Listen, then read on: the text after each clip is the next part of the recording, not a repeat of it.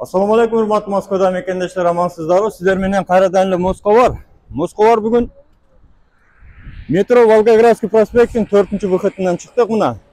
Учурда биз ушул жерде биздин мекендештерибиз ачкан Надежда деген окуу жай жөнүндө кичине сиздерге баян кылып кетели. Андыктан ушул Волгоградский проспекттин 4-выходунан чыкканда тур эле басабыз. 5 мүнөттө жол жүрсө ошол жерде барабыз. Анда кеттик. Тугандар, мына көрүп турганыңыздар Волгоградский проспект метросунун 4-выходу мына. Ушул жерден бастык азыр чыгып. Ушул жолду бойлоп келесиздер дагы мына. Ушул жолду бойлоп келгенде мынеке. Макдональдс көрүнөт мына. Макдональдстын алдынан өтөсүздөр мына. Сол жагынан шлагбаум бар, ушул жак менен өтөсүздөр. Мына тугандар, Макдональдс алдындагы шлагбаум. Ушул шлагбаум менен келебиз дагы мына. Экинчи шлагбаум болот. Ушул жерден сол жагына карап ушул домду айланып өтөбүз. Тугандар, мына домду акырына чейин басып өттүк мынакей. Көрдүңүздөрбү? Ушул жол менен мына домдун артындагы подъезд. Мына тугандар, ушул домду мына оң жагынан айланып өттүк. Мынакей. Көрүп турганыңыздар, окуу жайдын подъезди мына. Дарегин дагы бир көрсөтүп кой мына.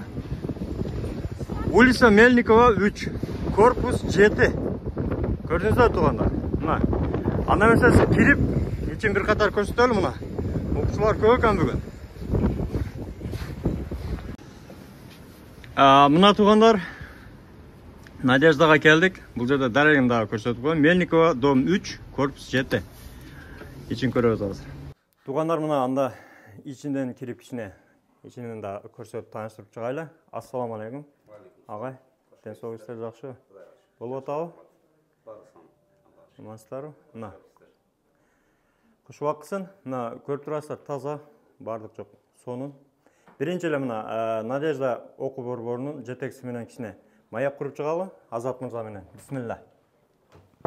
Уруксатпы? Ассаламу алейкум. Алейкум салам рахматуллах. Агай, кандайсыз? Жакшы. Агай, биринчи эле ушул Надежда окуу борборунун тарыхы боюнча кичине айта кетсеңиз, качан ачылды эле, канча жылдан бери иштеп атасыздар, кандай немелер менен, шарттар менен иштеп атасыздар, ошону түшүндүрүп кетсеңиз. Бул Надежда окуу борбору расмий ошол Надежда диний уюму 2019-да ачылган. Бул жактагы Минюстан каттоодон өткөн муфтияттын, Москванын муфтиятынын алдында. Ошодон бери азырга чейин ошол иштеп келебиз. Бул жерде ошол жумасына где-то 500-дөй адам келип кетет. Биздин ошол мекендештерибиз келип, илим алып кетишет бул жактан. Өтө сонун. Айта кетсеңиз, ушул жерде основной кандай багытта окуп кетсе болот? Диний сабактар берилет. Куран, тафсир, хадис, акыйда, фикх жааттарына келип ошол 4-5 саат жумасына бир жолу келишет. Сабак алып кетишет. Жуманын ар күндөрү, ошол иш күндөрү кечинде болот сабактар. Ал эми дем алыш күндөрү болсо, эртең мененки группалар бар, түшкү группалар бар, анан кечки группалар бар. Өздөрүнүн бош убактысына жараша келип сабактарды окуп, илим алып кетишет. Демек, окуучулар бүткөндөн кийин кандайдыр бир сертификат же кандайдыр дипломдор берилеби? Ооба, биз 6 ай кылып туруп, 1 жыл 2 семестрден кылып, ушундай бир курс кылганбыз. 1 жылды бүтүп, экзамен тапшырып, жакшы аяктагандарга биз сертификат беребиз. Жактан. Өтө сонун. Анан агай, айта кетсеңиз, ушул окуудан сырткары кандай мындай диний иш-чараларды өткөрөсүздөр? Мисалы, ушул окуу жайдын ичинде динге байланыштуу кандай иш-чаралар болот?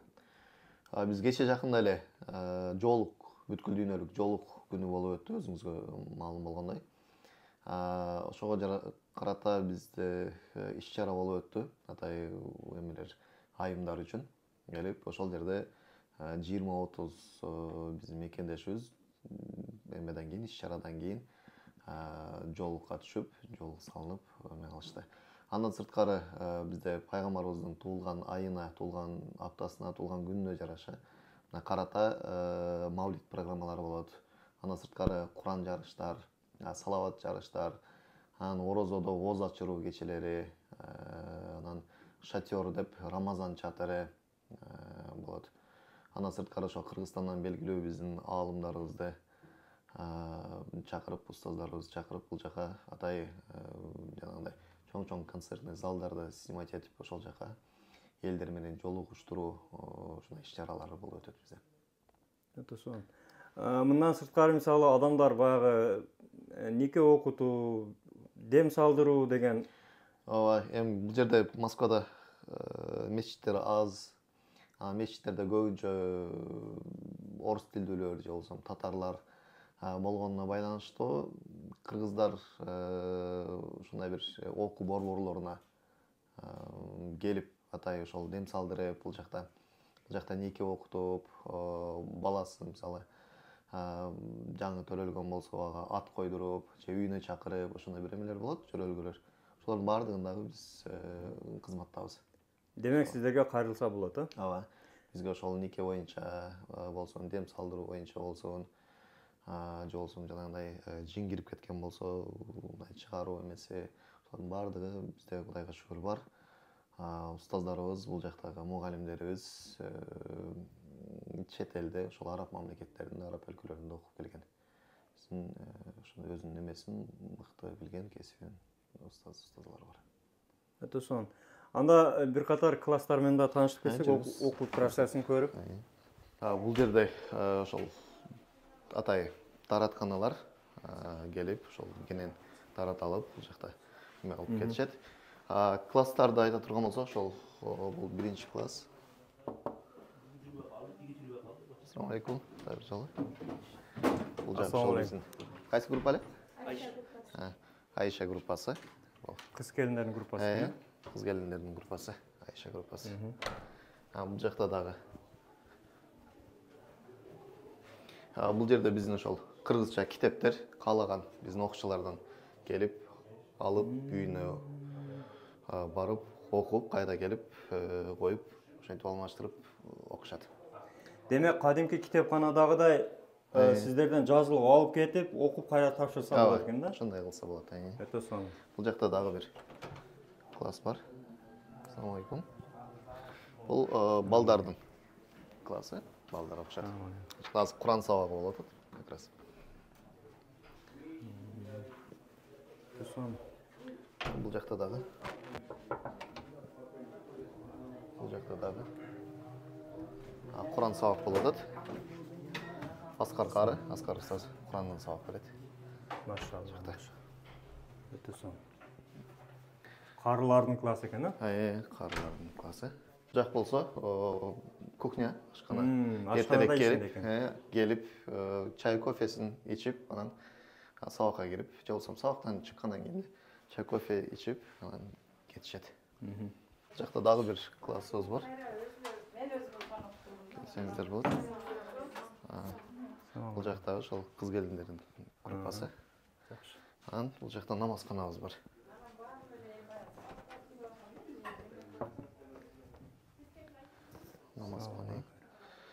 Азыр ошол Туркиядагы болгон жер титирөөгө чогулткан эмелер, кечээ отправка болду эле бизде. Азыр дагы алып келишиптир биздин ошол окуучулар. Буюрса булар дагы кетет ошол. Демек, биздин боордош түрк элине жардам экен бул жерде, Ооба. Бул ошол жаңы эмелер, кийимдер кийилген эмес. Ошол биздин бул жактагы садоводдо иштеп эме кылган. Эжелерибиз алып келишти. Бул жер ошол кабылдама, бул жерде ар дайым бирөө кызматта болот. Анда агай окуу борборунун иш графигин дагы бир жолу кайталап кетсеңиздер. Жумуш күндөрү кечки саат 6-дан 10-га чейин балдарга дагы, кыздарга дагы сабактар бар. Ал эми дем алыш күндөрү эртең менен саат 9-дан 1-ге чейин эртең мененки группалар. Ал эми түшкү группалар 2-ден 6-га чейин. Ал эми кечки группалар ошол 6-дан 10-га чейин кечки. 3 поток болот дем алыш күндөрү. Ал эми жума күнү саат 4-төн баштап сабактар болот жумадан кийин. Демек, туугандар, өзүңүздөр уктуңуздар, ушул иш убактыга карап дем алыш күндөрү да иштейт экен. Кадимкидей келип, айтылган адресте, көрсөтүлгөн адресте астында да телефондорду да коюп койдук. Чалып, сурап, келип, эки дүйнө бактылуулугуна сиздер дагы аракет кылып окуп кетиңиздер. Андыктан сиздерди күтөбүз. Надежда окуу борбору дайым сиздерге эшиги ачык. Барыңыздар күтөбүз иншалла.